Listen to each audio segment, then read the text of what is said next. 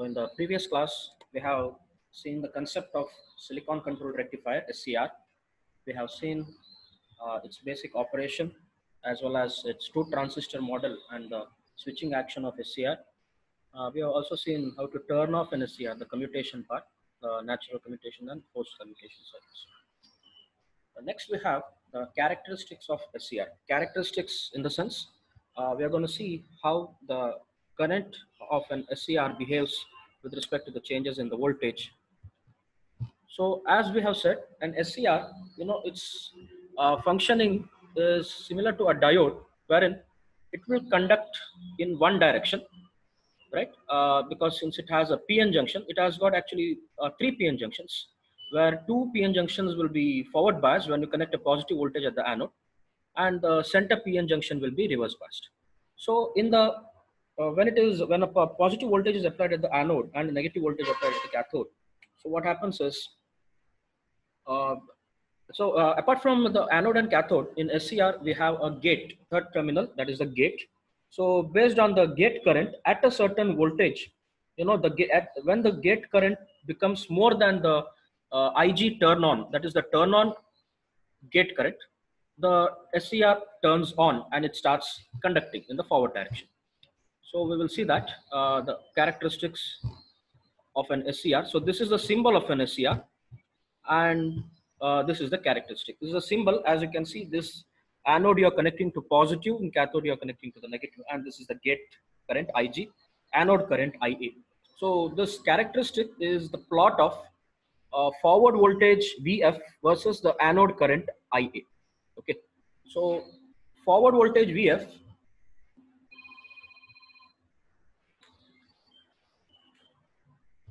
is the this is the forward voltage VF that you have plotted across the x-axis, and the forward current or the anode current IA. So what you can see is initially when the gate current is zero, this is the plot for the VI characteristic when the gate current is zero. So what happens is initially the current will be very, very small. Initially, as you increase the voltage, the current does not increase, but this will be in some microamps. Current will be very, very small. But when the gate current, when the voltage crosses the breakover voltage, this is called the VF is the forward breakover voltage. VFBR is the forward breakover voltage. At this particular point, suddenly the SCR starts conducting. The SCR starts conducting, and when SCR starts conducting, it will hold a very small voltage across it. It will have a very small voltage across it, and this is the graph of how the current will increase whenever the voltage crosses the forward breakover voltage. What you can see is suddenly the voltage drop across the SCR will become small. Voltage drop across the SCR will become very small, and that will be almost equal to 0.7 volts in case of silicon diode. Okay, so although you can see a slope here, normally in practically when you plot the characteristics, this will be a vertical line. So what you can see is this is the plot when IG or the gate current is zero. Suppose gate current is increased from zero. At that time, the breakover will happen at a lower voltage. So whenever the gate current is more than zero, so if it is IG1, then the forward voltage, at VF1 itself, the breakover will happen and the SCR starts conducting. So again, if you increase IG2 at a lower voltage, at VF2, the breakover will happen and the SCR starts conducting. So as you increase this gate current, the breakover will happen at a lower voltage and the SCR becomes on. So what you can see is this happens only when a forward voltage is applied across the SCR. That forward voltage in the sense anode is connected to positive and cathode is connected to negative, as you can see in this particular symbol. So this region where the SCR is conducting is called the forward blocking region, and this happens when the voltage crosses the breakover voltage. So within the breakover voltage, whenever the voltage is within the breakover voltage, there is a region in the forward direction, and that region is called the forward blocking region. In the forward blocking region, the SCR is in the forward direction, but it is not conducting. Okay, only a small leakage current will be flowing. This will be in microamps, but this current will be in milliamps. In the reverse direction, it will just behave as the reverse biased PN junction. Like you have seen the reverse characteristics of a PN junction or PN junction diode. It will not conduct. Okay, it will not conduct, but it will have a very small reverse saturation current. And at a certain voltage, the breakdown happens. That is called the reverse breakdown voltage, and it starts conducting a very high current in the reverse direction. So this region in the reverse direction is called the reverse blocking region. Okay, so this is about the VI characteristics of an SCR.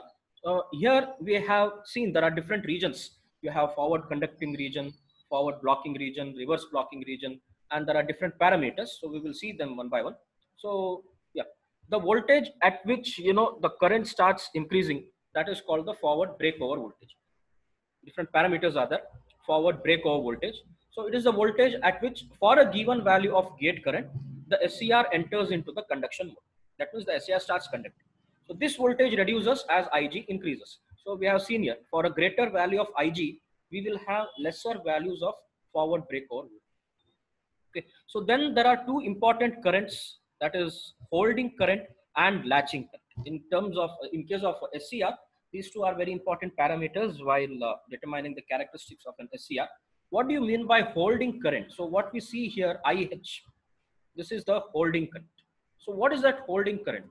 So this holding current, it is the value of the anode current IA. It is the value of IA below which the SCR switches from conduction state to forward blocking state. So what we mean is, we have said that once the SCR starts conducting, the gate does not have any control over the SCR. Once it is turned on, the gate, even if you remove the gate, SCR will be on. In such case, when you have removed the gate, okay, as you decrease the anode current till some value, it will be still on. But if it becomes lesser than that particular value, the SCR goes into off state. So that value of anode current IA, at which the SCR enters the blocking mode from the conduction mode, that is called the holding current. Okay, so it is a minimum current required to hold the SCR in conduction mode. So that's why it is called holding current. It is the minimum current required to hold the SCR in conduction mode. So once it is conducting, to keep it in conducting mode, that current should be more than IH, that is holding current. Then what about the next parameter, that is the latching current? This latching current, it is the minimum value of anode current required to keep the SCR turned on after removing the gate signal. Okay, so here this latching current is larger than the holding current. So it is somewhere little larger, somewhere near to IL. There will be some difference of 1 to 2 milliamps. It is almost equal to IH. Okay, that is latching current IL, but it is not the same. So this is the minimum value of the anode current IA required to keep the SCR turned on after removing the gate signal. So to keep it on, that is called latching current. Okay, so latching current is larger than holding current. So normally, yeah, both the parameters, they are seen together, or they are defined together. That is latching current and holding current in case of an SCR. So then there are different regions we have seen in this graph. That is forward conducting region, forward blocking region, and reverse blocking region. Forward conducting region or forward conduction region, it is a region in which SCR is on. That was SCR is in conduction mode. So here SCR conducts in the forward current. It conducts the forward current from anode to cathode. Okay. So reverse blocking region or forward blocking and reverse blocking region. So SCR is off in that case. Forward and reverse blocking region, these are the regions in which the SCR is off or open circuit and no current flows from anode to cathode. In forward blocking region, anode is connected to positive, cathode is connected to negative. In reverse blocking region, here anode is negative and cathode is positive. Then reverse breakdown voltage, it is the reverse anode to cathode voltage at which breakdown happens. That breakdown, it may be Zener breakdown or avalanche breakdown. And the current, it starts conducting in the reverse direction exponentially.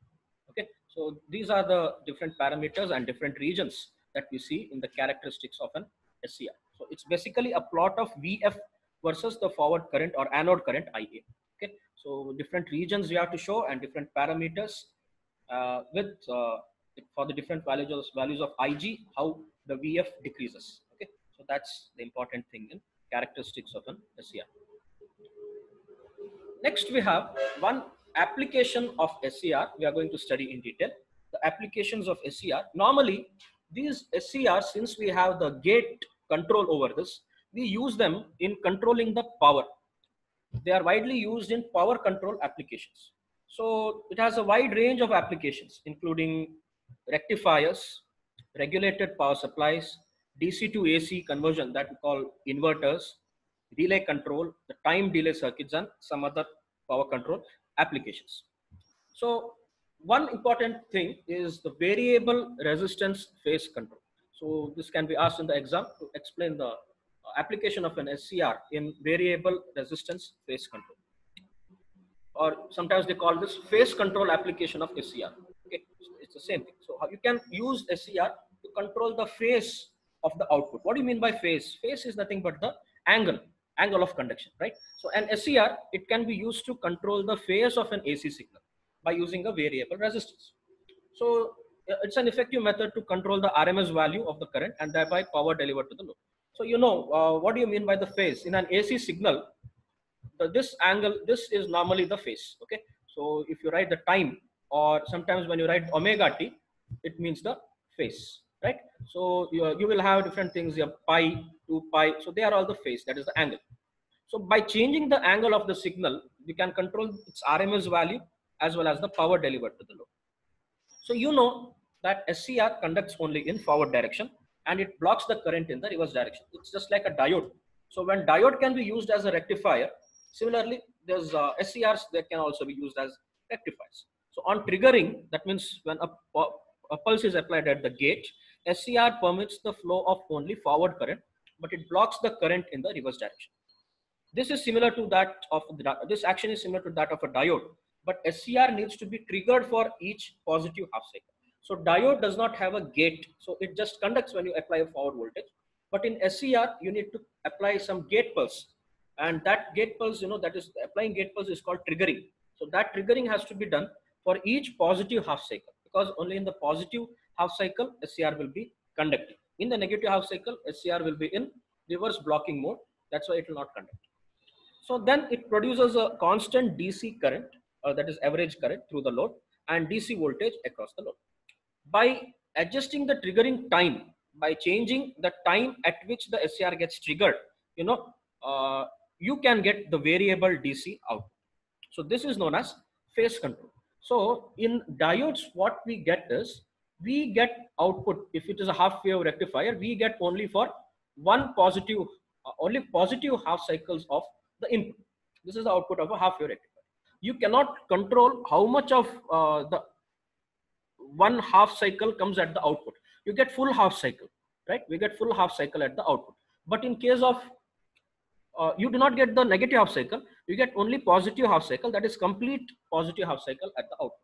But in case of SCR, by changing the triggering time, you can control how much of this half cycle will appear at the output. That is called triggering. Okay, at which point you are applying the triggering pulse, that is actually called the firing angle alpha. Okay, for example, this is the circuit used for variable resistance phase control using SCR.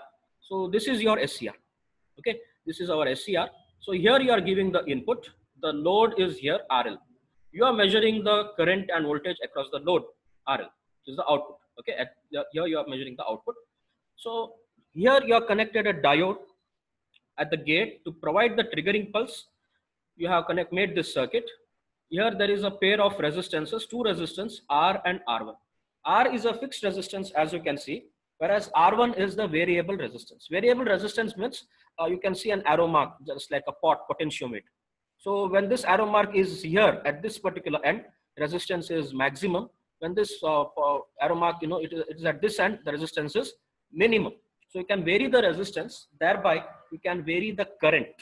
Okay, so this is the circuit diagram and how it works. So the firing angle is shown here. Firing angle means the angle at which the SCR gets triggered, that is called the alpha.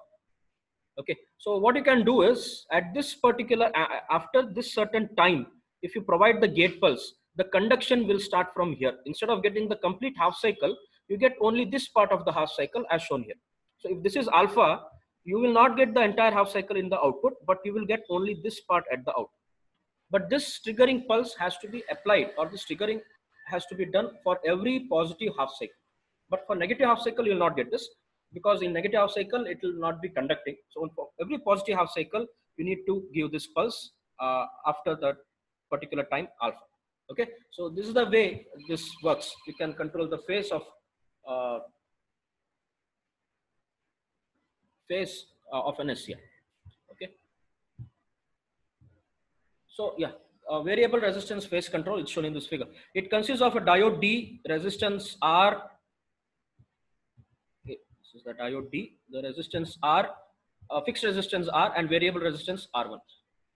Combination of R and R1, they limit the gate current during positive half cycle of the input. This combination of R and R1. Diode D prevents the flow of reverse gate current during the negative cycle of the input.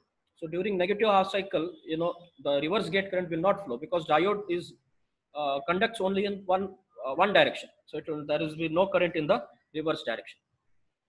Okay. So R1, let us initiate, or initially we'll adjust it to a higher value, so that even at the peak value Vi, Ig is lesser than Ig turn on, and no conduction will take place. Okay. Initially make R1 adjusted to the highest value, so that even at the peak value of the voltage, Ig will be lesser than Ig turn on, so that there will be no conduction. If Ig is lesser than that particular turn on current, there will be no conduction through the SCR. Then slowly reduce this resistance, slowly reduce R1. As R1 is reduced, Ig rises, Ig will increase to turn on the value at a particular angle of Vi. The conduction then begins, and it will continue till Vi reaches 0. Okay. So once it begins, it will continue till Vi reaches 0. In the negative half cycle, it will not conduct. Then again during the positive half cycle, again the same process will repeat. So here you can control the phase. Okay. You can control the phase of the output. That's why we call this variable resistance phase control. By changing the resistance, you are controlling the phase. That's why the name is variable resistance phase control. The firing angle can be adjusted by varying the resistance R1. Okay. So at R1 corresponding to the firing angle of 90 degree, you have the maximum value of the input. At 90 degrees, you have the maximum value of the input, that is VM or Vi max, you can say. If R1 is adjusted for firing at alpha, the firing will take place at angle alpha, that is less than 90 degrees, but not at beta, that is 180 degree minus alpha, that is greater than 90 degrees, as the angle alpha is reached earlier in time on the Vi wave. That means the triggering will happen only once in one half cycle. So here at alpha it will happen, but it will not happen at this particular value, that is 180 degree minus alpha. So only once in one half cycle the triggering will happen. Okay, so that's why the operation of this circuit is also known as half wave variable resistance phase control. Okay, because the output what we get is only a half wave, and that happens only once in one half cycle.